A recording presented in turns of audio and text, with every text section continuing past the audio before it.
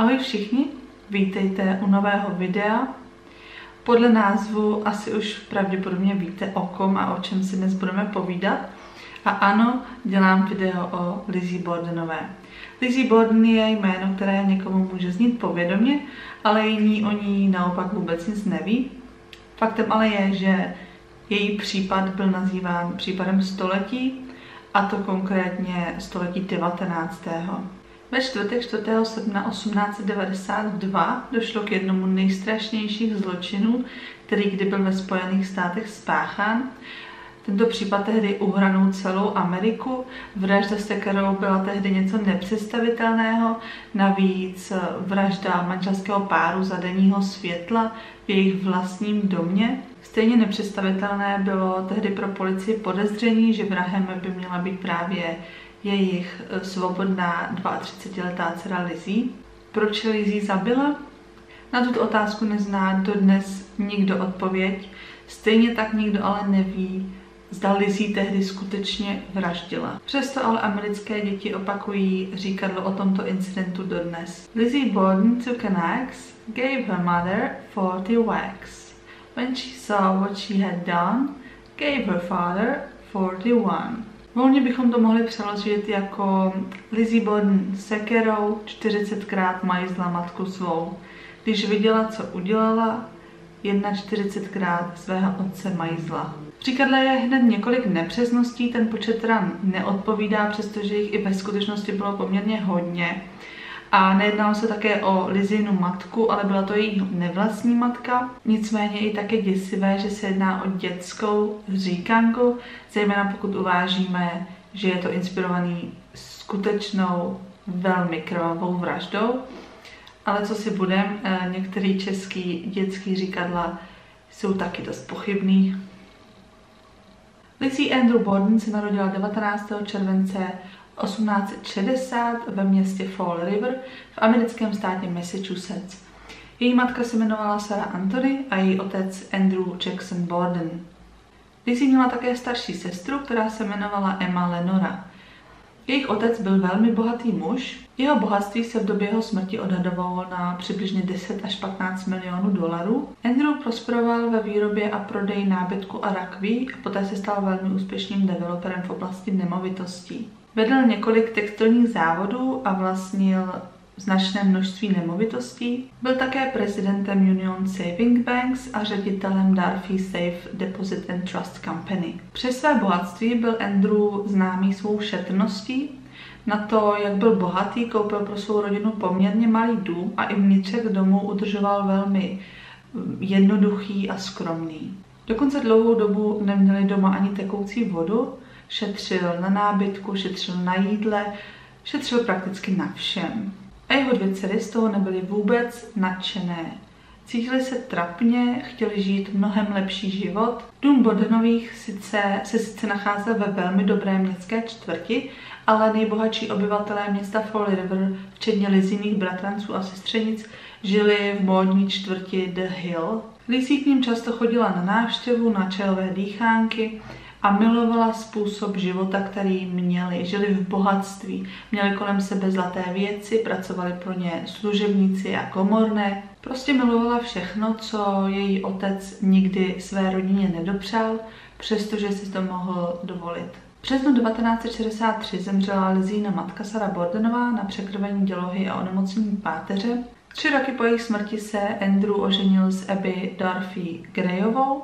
Lizzie uvedla, že svou nevlastní matku oslovovala paní Bordenová, tedy Mrs. Borden, a odmítala s ní mít jakýkoliv srdečný vztah. Věřila, že si Abby vzala její otce pro jeho bohatství. Některé zdroje uvádějí, že Abby byla takovou krutou macechou, ale spoustu lidí věří, že Abby byla naopak skvělou nevlastní matkou.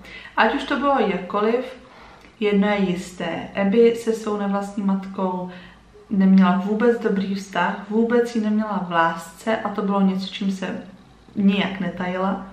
To, že svou nevlastní matku nesnáší, přiznala hned několika lidem ve svém okolí. S rodinou Bordenových v domě žila také 25letá služebná Bridget Sullivanová. Ovšem Emma i Lizzie jí říkali Maggie, podle všeho to bylo jméno její předchozí služebné Oni si prostě nechtěli zvykat na nové jméno. Do USA se Bridget přistěhovala z Irska a později mimo jiné vypověděla, že Emma i Lizzie zřídka kdy jedli se svými rodiči. Obzvláště Emma se pak velmi distancovala od svých rodičů, jako by s nimi nechtěla mít vůbec nic společného. Lizzie Borden a její sestra měly poměrně náboženskou výchovu a byly členy ústřední kongregační církve. Podíleli se na různých církevních činnostech, včetně výuky v nedělní škole pro děti přistěhovalců do Spojených států. Lizzie byla popisována jako příjemné, hodné děvče. Ve škole neměla žádné problémy, sice si nevedla úplně dobře, ale ani ne moc špatně, takový průměr. Poměrně zajímavou věcí je, že Lizzie byla tak trochu kleptomanka.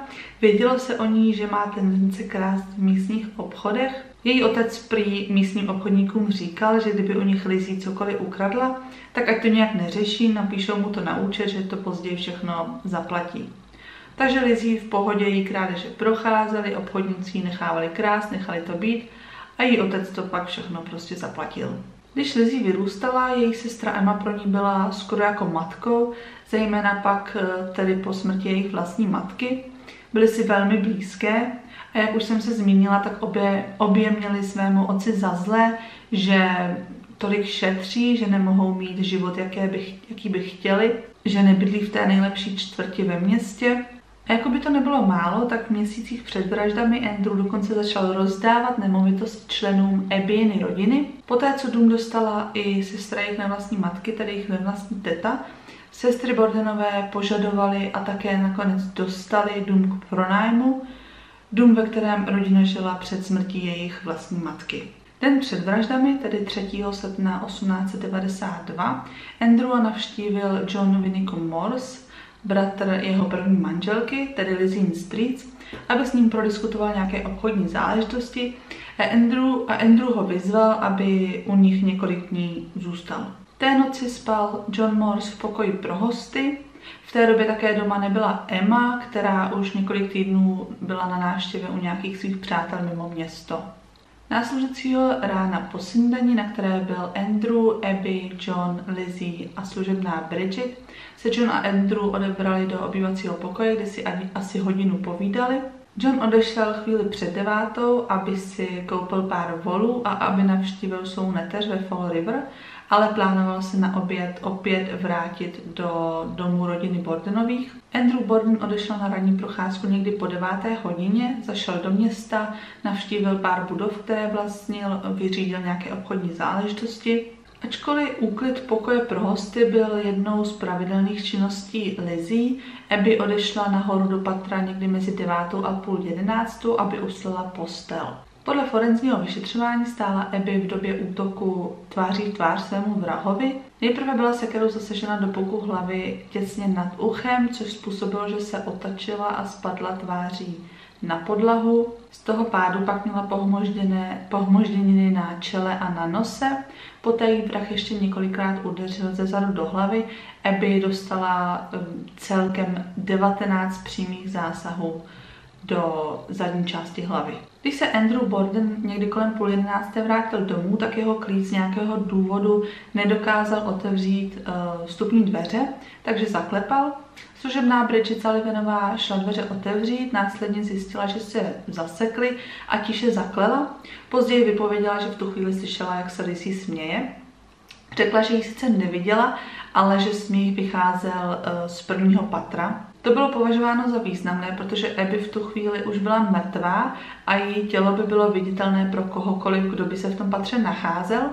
Lizzie později popřela, že by se v patře nacházela a uvedla, že když se jí otec ptal, kde je Abby, tak mu sdělila, že jí posel přinesl nějaké psaní, ve kterém se psalo, že jedna z jejich přítelkyň je nemocná, aby ji přišla navštívit. Lizzie uvedla, že poté pomohla svému otci zout si boty a nasadit pantofle, než se uložil na pohovku, což je ale v rozporu s fotografiemi z místa činu, které ukazují, že Andrew měl na sobě boty. Poté Lizzie informovala Bridget, že v místním obchodním domě je výprodej a dovolila jí se tam jít podívat, nicméně Bridget se necítila úplně dobře, takže si šla zdřímnout do svého pokoje. Bridget vypověděla, že byla ve svém pokoji ve 3. patře a odpočívala, když zaslechla Maggie, někdy kolem 11.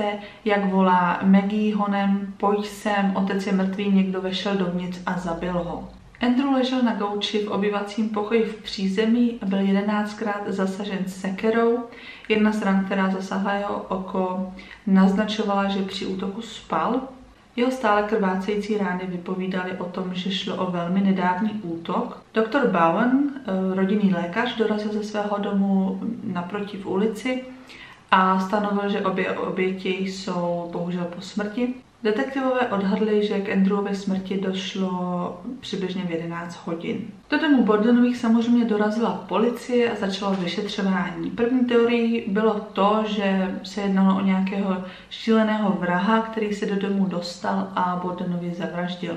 Policie samozřejmě vyslýchala Lizzie, stejně tak jako její sousedy a lidi v okolí, a nikdo z nich si v okolí domu nevšiml nikoho cizího. Nicméně později se objevily zprávy o tom, že několik lidí vidělo u domu Bordenových neznámého muže, který zlostně klepal na dveře. Nicméně to taky mohl být Andrew, který se nemohl svým klíčem dostat dovnitř. Policie poměrně brzo došlo, že to nemohl být nikdo zvenčí a že tuto vraždu spáchal pravděpodobně někdo, kdo byl uvnitř domu. A tehdy se pozornost policie obrátila právě na Lizzie. Jejich protichůdná prohlášení při vyslýchání a některé činy, které se odehrály den před vraždou, byly poměrně podezřelé. Objevily se zprávy o tom, že si Lizzie šla do lékárny koupit kyselinu prusovou, tak se tehdy říkalo kyselině kyanovodíkové, což je něco, s čím by si člověk rozhodně neměl zahrávat. Uvedu příklad za všechny. Kyanovodík byl hlavní složkou cyklonu B, látkou používanou nacisty v koncentračních táborech. Takže pěkný hnus. Pracovník lékárny tehdy uvedl, že Lizzie mu řekla, že tuto kyselinu potřebuje k tomu, aby se zbavila nějakého hmyzu ve svém kabátu z tulení kůže. Lizzie uvedla, že toho dne byla venku, ale že v lékárně určitě nebyla. Později svou výpověď ale změnila a řekla, že ten den neopustila vůbec dům. Policie se jí také ptala, zda v době vraždy slyšela nějaké divné zvuky, křik nebo nějaké rány. Ona řekla, že ne. Policie také samozřejmě vyšetřovala vztahy, které v rodině panovaly, protože se snažila najít nějaký motiv k vraždám a tehdy se samozřejmě dozvěděla, jaký vztah měla Lizzie se svým otcem a svou nevlastní matkou. Stejně tak zjistili, že nedlouho před vraždou se Lizzie dozvěděla, že dům, ve kterém Bordenovi žili, měla po smrti rodičů zdědit právě Emma, jednoduše, protože byla starší. A to se Lizzie samozřejmě také nelíbilo. Na obou místech činu byla samozřejmě také spousta krve, tedy na gauči v obývacím pokoji, na kterém ležel Andrew, a na podlaze v pokoji pro hosty, kde našli Abby. Zvláštní ale je, že nikde jinde podobně žádná krev nebyla, což je zvláštní, zejména pokud uvážíme, jak krvavé ty vraždy byly. Je také třeba zmínit, že ani Lizzie na sobě neměla žádnou krev. Policie pouze našla nepatrné množství krve na jejím spodním prádle, nicméně Lizzie přišla s vysvětlením, že je to krev z její menstruace. V dnešní době by samozřejmě bylo velmi jednoduché pomocí různých technologií a DNA zjistit, zda mluví pravdu nebo ne, ale tehdy neměla policie o DNA ani potuchy, takže jí prostě věřili. 6. srpna proběhl pohřeb Andrewa a Abby a v té době už o vraždách věděla celá Amerika. Den po pohřbu 7. srpna měla Lizzie údajně spálit nějaké šaty. Některé zdroje říkali, že je spálila v kamnech, jiné zase uvádějí, že je spálila v krbu. Ať už je spálila kdekoliv, tak je to poměrně zvláštní. Tehdy byly šaty poměrně drahou záležitostí. Lizzie uvedla, že je spálila, protože byly špinavé od nějaké barvy a očividně byla zvyklá se věcí zbavovat, takže je prostě spálí. Věděla, že ty šaty už nevyužije, tak je prostě spálila, nicméně je to hodně zvláštní věc a mnoho lidí věří, že je spálila, protože na nich byla krev. Policie také prohledávala půdu v domě Bordenových a našli tam krabici s nějakým nářadím. Mezi tímto nářadím našli také sekeru, nicméně z této sekeře chyběla rukojeť, našli pouze hlavu té sekery. Je to poměrně známý detail tohoto případu, této sekeře se říkalo handleless hatchet, tedy sekera bez rukojeti. Policie měla za to, že byla ta rukeť odloměna poměrně nedávno a samozřejmě záměrně. Když tu sekeru našli, tak byla také pokrytá jakousi vrstvou popela a policie věřila, že Lizzie chtěla tuto sekeru spálit s těmi šaty. 11. srpna byl na Lizzie vydán zatykač za vraždy Andrewa a Abby a o 10 měsíců později 5. června 1893 začal soud. Soud probíhal ve městě New Bedford ve státě Massachusetts a byl to velmi sledovaný soudní proces. Lidé čekali před soudní síní, aby jim neunikl žádný detail, chtěli vědět všechno a hned chtěli vidět Lizzie, chtěli vědět o každém detailu. Lidé byli tímto případem dočista posedlí. Šířilo se mnoho pomluv a drbů, dokonce Lizzieho oblečení bylo středem zájmu. Podle všeho byla u soudu vždy oděna celá v černém a svůj obličej často zakrývala za vějířem. Důvodem tohoto velkého zájmu bylo pravděpodobně i to, že Lizzie byla dívka a mnoho lidí nevěřilo, že by dívka mohla spáchat takhle krvavý a krutý zločin. Nicméně žalobce trval na tom, že Lizzie je vlastně jediná, která tyto vraždy mohla spáchat. Tou nejděsivější věcí na tomto soudním procesu je fakt, že do soudní síně byly přineseny i lebky obou obětí, Andrewa i Abby. Když byly tyto lebky přineseny do soudní síně a ukázány všem, tak Lizzie podle všeho dokonce omdlela, což bylo to drama, na které všichni čekali. Žalobci na lebkách ukazovali známky po úderech a porovnávali je s nalezenou sekerou, což podle nich dokazovalo, že tyto vraždy spáchala právě Lizzie. U soudu také vypovídali posudkoví lékaři, kteří vypověděli, že i žena je fyzicky schopná spáchat takovýto zločin. Obhajoba na druhé straně argumentovala tím, že neexistuje dostatečné množství důkazů, které by Lizzie spojovaly s vraždami. Ve skutečnosti neexistovaly žádné fyzické důkazy, které by Lizzie spojovaly s vraždami. A obhajoba také samozřejmě upozornila na fakt, že na Lizzie nebyla nalezena žádná krev a ani neměla dostatek času, aby se převlékla. Když Andrewa našli, tak jeho kůže byla podle všeho stále teplá na dotyk a jeho krev ani nestihla zaschnout. U soudu samozřejmě vypovídala i Lizzina sestra Emma, ta svou sestru obhajovala, tvrdila, že to, že Lizzie spálila své šaty, ani nebyl její nápad, tvrdila, že to byla právě Emma, kdo ty šaty chtěl spálit. Sama Lizzie u soudu nevypovídala a celý soud trval necelé 3 týdny. Na závěr Lizzie pronesla pouze "jsem nevinná", pak zasedala porota složena z 12 mužů a trvalo jim pouze asi 2 hodiny, aby přišli s verdiktem. Soudní síň byla plná lidí a všichni napnutě očekávali, jaký ten verdikt bude. A verdikt zněl nevinná. Celá soudní síň propukla v jásot, lidé před soudní síní také jásali. Ukázalo se, že většina lidí byla na straně Lizzie a většina lidí nevěřila, že by Lizzie byla schopná tyto vraždy spáchat. Většina lidí Lizzie podporovala a věřili jí. Lizzie byla tedy volná a mohla dál žít svůj život. Rozhodla se zůstat ve Fall River v Massachusetts.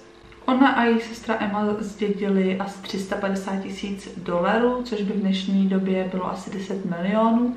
A samozřejmě, že první věc, co udělali, bylo, že šli a koupili si obrovský dům s asi 13 pokoji ve své vysněné čtvrti The Hill mezi nejbohatšími lidmi ve městě. Konečně si splnili svůj sen a měli život, po jakém toužili. Lizzie dům pojmenovala Maplecroft, což také nechala vytesat do jednoho z kamenných schodů vedoucímu k domu.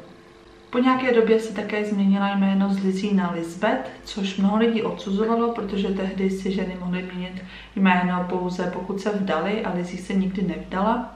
Lizzie se stranila společnosti, respektive společnost se spíše stranila jí. Mnoho lidí ve Fall River věřilo, že ty vraždy opravdu spáchala, že jí to prošlo.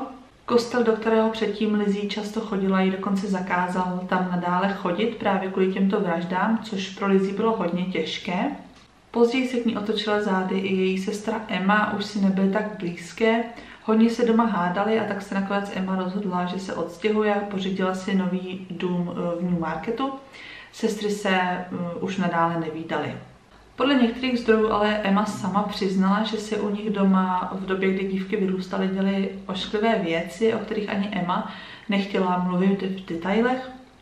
Objevily se různá obvinění, někteří lidé věřili, že v domě Bordenových docházelo k násilí, mluvilo se i o incestu, nebo o tom, že jejich otec nutil dělat opravdu ošklivé věci a proto ho Lizzie zabila.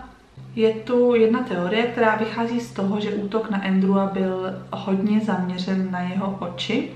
Obě jeho oči byly prakticky zničené a mnoho lidí si proto myslí, že Andrew mohl vidět něco, co vidět neměl, že Lizzie při něčem přistihl, něco, co nechtěla, aby někdo věděl. A proto ho Lizzie zabila právě tímto způsobem. Nicméně pro tuto teorii neexistuje žádný důkaz. Nicméně bych se tady ráda zmínila o filmu Lizzie z roku 2018, který mě zaujal právě ve spojitosti s touto teorií. Film Lizzie je samozřejmě založen na příběhu Lizzie Bordenové a vypráví právě příběh o těchto vraždách. Uvádí se, že je to biografický thriller, nicméně, jelikož do dnešní doby nikdo neví, co se přesně v ten den v domě Bordenových stalo, tak je film do určité míry smyšlený. Přesto bych se tady o něm chtěla zmínit, protože mě osobně poměrně zaujal a je docela možné, že se to tak i mohlo stát. Příběh ve filmu se soustředí hlavně na vztah Lizzie a služebné Bridget Sullivanové. Celý film vlastně začíná příchodem Bridget do domu Bordenových. Lizzie se s Bridget velmi rychle spřátelí, zatímco ji učí číst. Nicméně v Bridget najde zalíbení i sám Andrew Borden, který jedné noci přijde k ní do pokoje a sexuálně ji zneužije. Takže Lizzie a Bridget mimo jiné pojí i tato společná nenávist vůči Andrewovi. Jsou si čím dál tím bližší, až nakonec jejich přátelský vztah se stane vztahem milostným. Při jednom milostném aktu je ale přistihne právě Andrew a následně Lizzie zakáže, aby se s Bridget stýkala a oznámí, že Bridget brzy propustí. To ale samozřejmě Lizzie nechce dopustit. 4. srpna 1892 ráno, když Andrew odejde na svou ranní procházku, tak se Lizzie svlékne do naha a zabije sekerou Abby. Pak se umyje, oblékne si čisté šaty a když se Andrew vrátí, tak mu oznámí, že jde na zahradu sbírat hrušky. Mezitím se Bridget svlékne do naha a se sekerou v ruce konfrontuje Andrewa v obývacím pokoji. Nicméně zaváhá a není schopná pokračovat dál. V tu chvíli se do domu vrací Lizzie a když jí dojde, že Bridget není schopná tuto vraždu vykonat, tak si od ní bere sekeru a Andrewa zabije sama. Mohlo se to tak stát? Teoreticky mohlo. Lizzie se klidně mohla zamilovat do jiné ženy, což tehdy bylo něco nepředstavitelného, zejména v tak katolické rodině. Když to Andrew zjistil, tak tomu samozřejmě chtěl zabránit a dvě ženy od sebe oddělit. Nechtěl, aby Lizzie na rodinu uvrhla nějakou hanbu a Lizzie to samozřejmě nechtěla dovolit. A musela svůj vztah bránit. No ježiš, kolik lidí v historii vraždilo pro lásku. Tak proč by nemohla Lizzie? Ve filmu byl také zmíněn zákon o dědictví, který říkal, že pokud manžel zemřel dříve než manželka, tak všechen majetek zdědila právě ta manželka a její rodina. Což by znamenalo, že pokud by zemřel Andrew dříve než Abby, tak by všechen jeho majetek zdědila právě Abby a její rodina. Což by znamenalo, že by Lizzie a Emma nedostali nic. Proto Lizzie zabila i Abby, a to ještě před Andrewem, aby se ujistila, že ona a Emma budou dědit a že budou mít tak život, který vždycky chtěli. Myslím, že teorie prezentovaná ve filmu určitě má něco do sebe. Ale teď zpátky zase do reality. Jak už jsem zmínila, tak se Lizzie po soudu nikdy nevdala. Žila sama, měla spoustu psů, jejíž společnost preferovala před společností dalších lidí.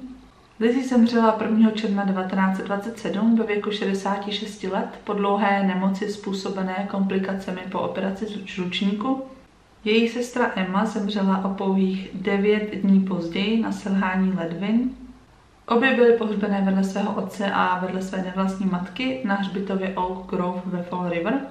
Když Lizzie zemřela, odkázala místní Lize na záchranu zvířat $30 000, což by dnes bylo více než $600 000. Také zaplatila asi $10 000 za to, aby o hrob jejího otce bylo řádně postaráno, aby s ním bylo vše v pořádku a aby byl udržovaný. A to je konec příběhu Lizzie Bordenové, která přestože byla soudem shledaná nevinnou, je mnoha lidmi považována i za jednu z nejkrvavějších vražedkyní v historii. Mnoho lidí věří, že kdyby ten soud probíhal dnes, tak by Lizzie byla shledaná vinnou, ale je třeba vzít potaz, že v dnešní době existují mnohem lepší techniky a technologie než tehdy. Já osobně si myslím, že tohle je jeden z případů, na kterém nikdy nebudeme znát přesnou odpověď. Dům Bordenových je dnes B&B a zároveň slouží jako muzeum. Návštěvníci dokonce mohou spát v pokoji, ve kterém byla zabita Abby Bordenová, a sedět na pohovce, na které zemřel Andrew Borden. Existují zprávy o tom, že v domě straší. Někteří slyšeli plakat ženu, kroky na schodech, když nikdo jiný v domě nebyl, dveře se sami zavíraly a podobné události. To, co je na domě to nejzajímavější, jsou však více jak 100 let staré vraždy, které jsou dodnes nevyřešeny. A mě jako vždy zajímá, co si myslíte vy. Myslíte si, že Lizzie skutečně vraždila, aby zdědila peníze, aby měla lepší život? Nebo se v pozadí dělo něco mnohem horšího, o čem nikdo jiný nevěděl a co Lizzie donutilo vraždit? Nebo se jednalo o nějakého náhodného vetřelce nebo šíleného vraha, který se vloupal do domu a zabil Andrewa i Abby? Nebo si Andrew udělal v podnikání nějaké nepřátele, kteří se mu přišli pomstít? Nebo máte snad nějakou svoji teorii? Určitě mi ji napište do komentářů a já se na vás budu zase těšit u dalšího videa. Mějte se krásně a dávejte na sebe pozor. Čau!